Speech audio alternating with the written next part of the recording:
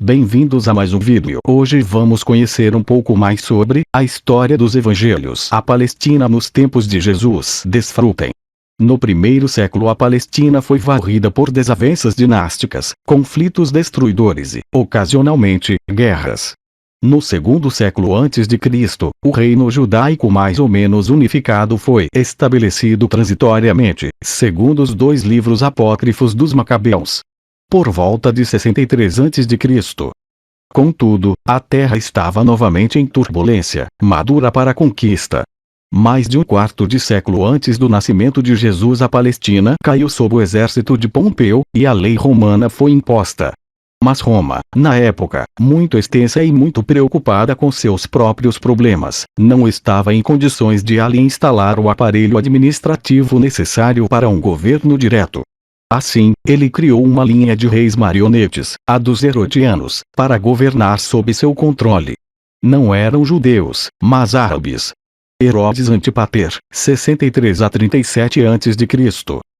Herodes, o Grande, 37 a 4 a.C. Herodes Antipas. O povo do país podia manter sua própria religião e costumes, mas a autoridade final era Roma e reforçada pelo exército romano. No ano 6 depois de Cristo, o país foi dividido em duas províncias, Judeia e Galileia. Herodes Antipas tornou-se o rei da Galileia. Mas Judeia, a capital espiritual e secular, ficou sujeita à norma romana de reta, administrada por um procurador romano baseado em Cesárea. O regime era brutal e autocrático. Ao assumir o controle direto da Judeia, mais de 2.000 rebeldes foram crucificados. O templo foi saqueado e destruído. Impostos pesados foram criados. Este estado de coisas foi melhorado por Pôncio Pilatos, procurador da Judeia de 26 depois de Cristo até 36 depois de Cristo. Os registros existentes indicam que Pilatos era um homem corrupto e cruel, e não só perpetuou, mas intensificou os abusos de seu predecessor. Pelo menos, à primeira vista, é surpreendente que os evangelhos não contenham críticas a Roma, nem menções ao jugo romano. Os judeus da Terra Santa podiam ser divididos em várias seitas e subseitas. Havia, por exemplo, os saduceus, uma classe de pequenos mas abastados proprietários que, para desprazer de seus compatriotas, colaboravam de forma insidiosa com os romanos.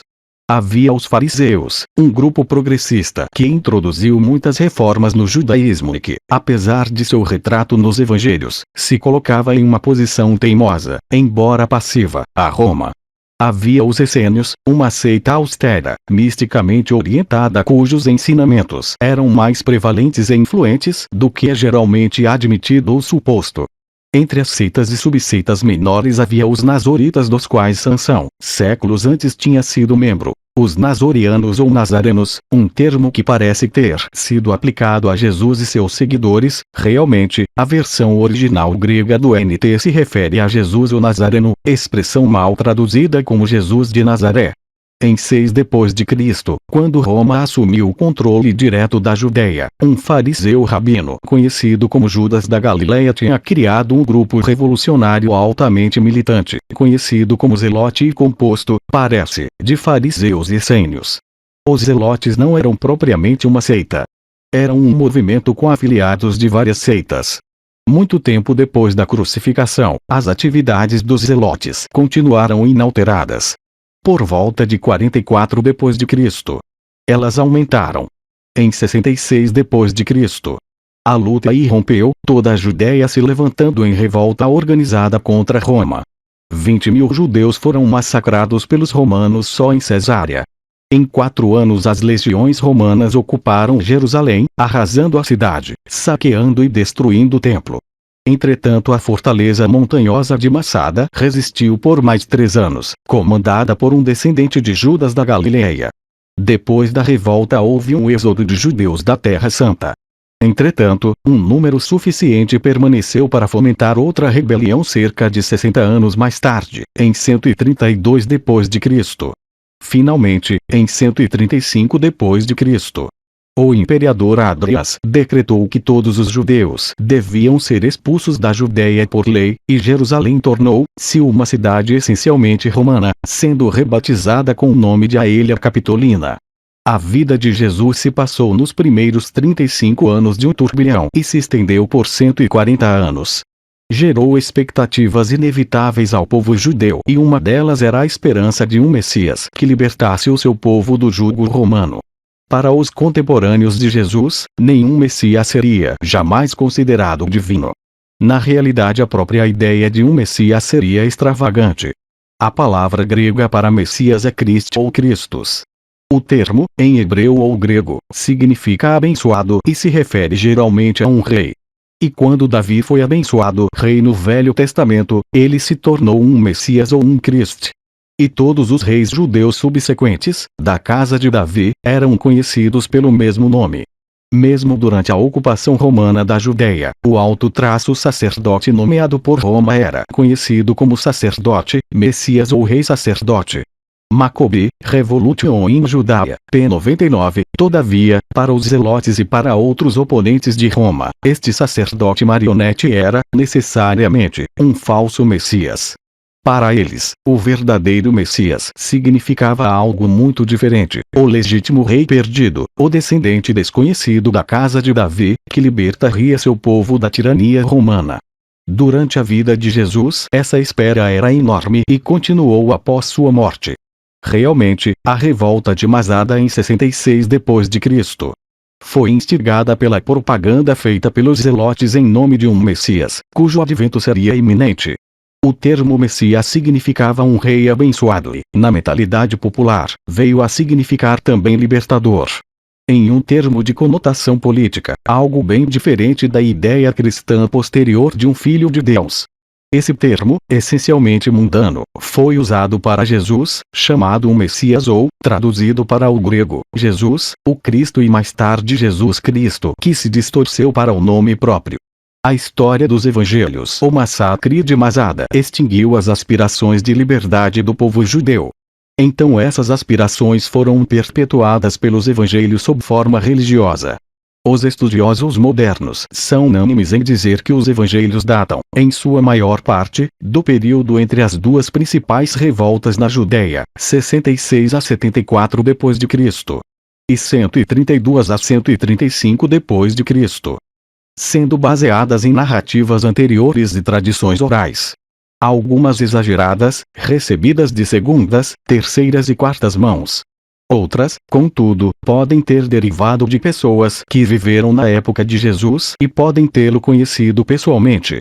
Um homem que fosse jovem no tempo da crucificação pode ter vivido também na época em que os evangelhos foram escritos. Os evangelhos. Marcos, 66 a 74 d.C. Até o capítulo 16, 4 parece ter vindo de Jerusalém e companheiro de Paulo.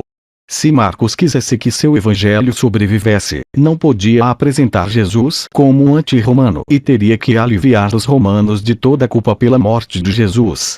Esse artifício foi adaptado não somente pelos autores dos outros evangelhos, mas também pela antiga igreja cristã. Sem tal artifício, nem os evangelhos, nem a igreja teriam sobrevivido. Lucas, mais ou menos 80 d.C. Médico grego que compôs seu trabalho para um oficial romano de alto escalão em Cesárea, a capital romana da Palestina. Mateus, mais ou menos 85 d.C., deriva diretamente do de Marcos, embora este tenha sido composto originalmente em grego e reflita características especificamente gregas. O autor parece ter sido um judeu, possivelmente refugiado da Palestina. Não deve ser confundido com o discípulo Mateus. Os evangelhos de Marcos, Lucas e Mateus são conhecidos como sinópticos, significando que eles veem olho no olho, o que, é claro, não fazem. João, mais ou menos 100 d.C., composto nas vizinhanças de Éfeso, na Turquia, por um homem chamado João. É geralmente aceita como uma tradução posterior. Não há nele a cena de Natal, nenhuma descrição do nascimento de Jesus, e a introdução é quase gnóstica. O texto é decididamente de natureza mais mística e o conteúdo também difere. Contém episódios que não figuram nos outros evangelhos. O casamento de Canaã, Nicodemos, José de Arimateia, cura de Lázaro, embora esse último tenha sido incluído no evangelho de Marcos. Com base em tais fatores, estudiosos modernos têm sugerido que o Evangelho de João, a despeito de sua composição tardia, pode ser o mais fidedigno e historicamente acurado dos quatro. Mais do que os outros, ele parece originar-se de traduções correntes entre contemporâneos de Jesus, bem como de outros materiais inacessíveis a Marco, Lucas, Mateus. Um estudioso moderno observa que o texto reflete um conhecimento topográfico aparentemente de primeira mão da Jerusalém de antes da revolta de 66 DC. O mesmo autor conclui: por trás do quarto evangelho existe uma velha tradição independente dos outros evangelhos. Brandon, Jesus and the Allops, p. 16, embora tenha sofrido adulterações, era o mais fidedigno dos quatro. Seria Jesus casado. Segundo o costume judaico da época, não era só usual, mas quase obrigatório que um homem fosse casado. Com exceção de certos essênios de algumas comunidades, o celibato era vigorosamente condenado. Se Jesus fosse celibatário, certamente haveria uma forte reação e teria deixado algum traço. A falta de comentário sobre o casamento de Jesus nos evangelhos é um forte argumento, não contra, mas a favor da hipótese de casamento, porque qualquer prática ou defesa do celibato voluntário, no contexto judeu da época, teria sido tão estranha que teria atraído muita atenção e comentários. A hipótese de casamento é reforçada pelo título de rabino e a lei judia é explícita: um homem não casado não pode ser professor. As bodas de Canaã sugerem que o casamento tenha sido a do próprio Jesus.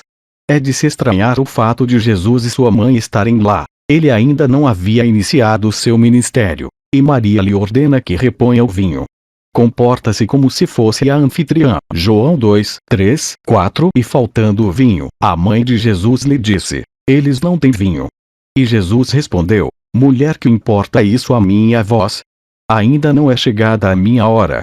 Mas Maria, completamente à vontade, ignora o protesto do filho. João 2, 5. Disse a mãe de Jesus aos que serviam: fazei tudo o que eles vos disser. E os servos prontamente obedeceram, como se estivessem acostumados a receber ordens de Maria e de Jesus. No que concerne aos evangelhos, ele ainda não tinha demonstrado seus poderes, e não havia razão para que Maria assumisse que ele os possuía. Mas mesmo que houvesse, por que deveriam tais dons, singulares e sagrados, serem empregados com um propósito tão banal? Por que deveria Maria fazer tal pedido a seu filho? Por que deveriam dois convidados a um casamento tomar sobre si a responsabilidade de servir? Uma responsabilidade que, por costume, seria reservada ao anfitrião? A menos, é claro, que o casamento em Canaã fosse o próprio casamento de Jesus. Nesse caso seria responsabilidade sua servir o vinho. Outra evidência está em João 2, 9, 10. O que governava a mesa chamou o noivo e disse-lhe: todo homem põe primeiro o bom vinho, e quando os convidados já os têm bebido bem, então lhes apresenta o inferior. Tu, ao contrário, tiveste o bom vinho guardado até agora. Uma conclusão óbvia é que Jesus e o noivo são a mesma pessoa. Fim.